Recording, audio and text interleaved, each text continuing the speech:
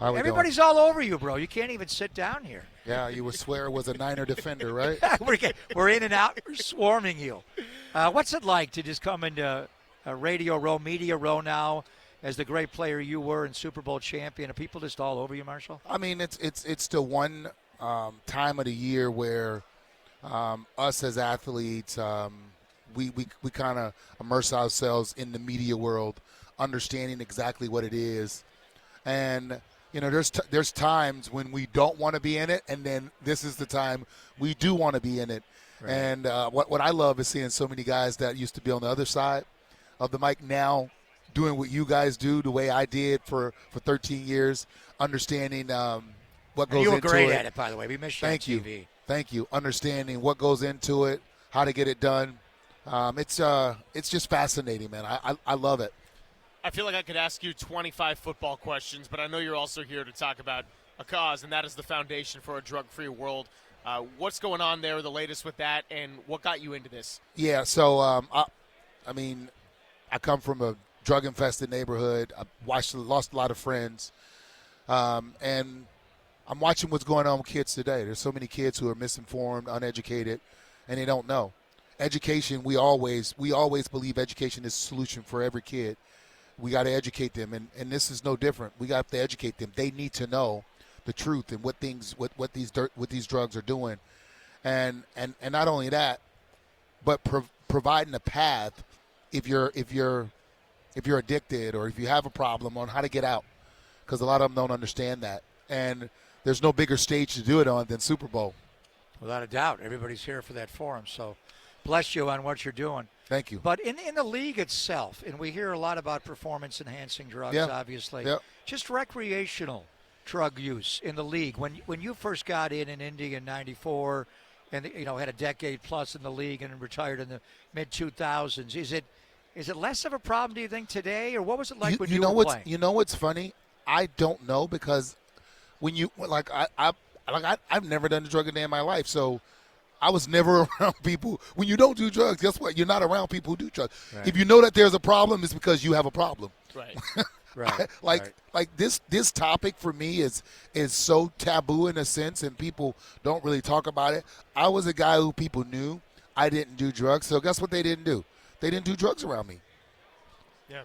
No, make perfect sense. You didn't see it with teammates, though, or indicators that somebody may be? Back then, teammates, if they did, they respected the locker room.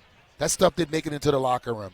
Nobody never like, hey, you want to try this? That never happened to me. We're all eagerly awaiting to see if Roger Craig gets in the Hall of Fame tomorrow, and we're going to talk to Ed McCaffrey coming up in about an hour or so. We spent the last 10 minutes going into this whole dual threat running backs, and dual threat feels like kind of an underwhelming statement when it's running backs that could be a damn good wide receiver if that was the only thing they did. So obviously you were one of a kind, but tell us about watching Roger Craig as you were up and coming and what you admired about his game and why he's a deserving Hall of Famer. Yeah, I unfortunately for me, I'm from New Orleans. I'm a Saints fan. I hated watching him just they were in the same division. Like I hate it. Oh my God, I could not twice stand. A year. I could not stand. But the love and appreciation for just the artistry and how he did it and that he did it, and in the passing game, the running game, and people forget that he came to the Niners as a fullback. He was a blocker as well, and a willful blocker. And back in their day, that split back, you could be blocking or you could be carrying it.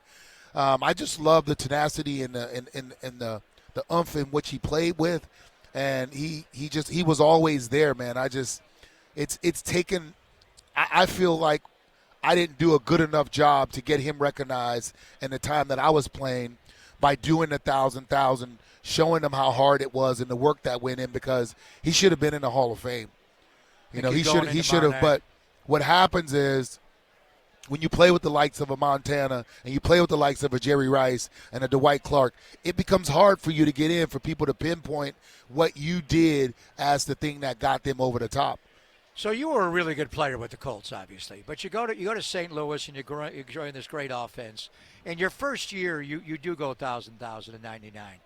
How much attention was there that you were doing something that was only done one previous time by the great Roger Craig in the history of the NFL. Did people make a big deal out of it? Yeah, I mean, they did because the 2 years before I did the 1,000, I was super close. You were. And if you ask Roger, he was super close some other times too.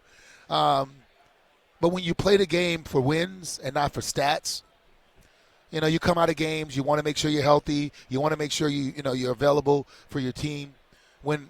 If you just finish games and when you're blowing people out, you can get the stats. We didn't do that. We did not do that. But with the Colts, it was good, and with the Rams, once I transitioned, it's just having the right people around you and the right system at the right time, and that's what we had. And when you look at Roger, same thing. You got to have bodies around you that attract attention. And Hall of Famers throughout the offense. Yeah, and people key on you. And what has to happen for you to have success is when they key on the passing game, you got to be successful. And when they key on the running game, the other guys got to be successful.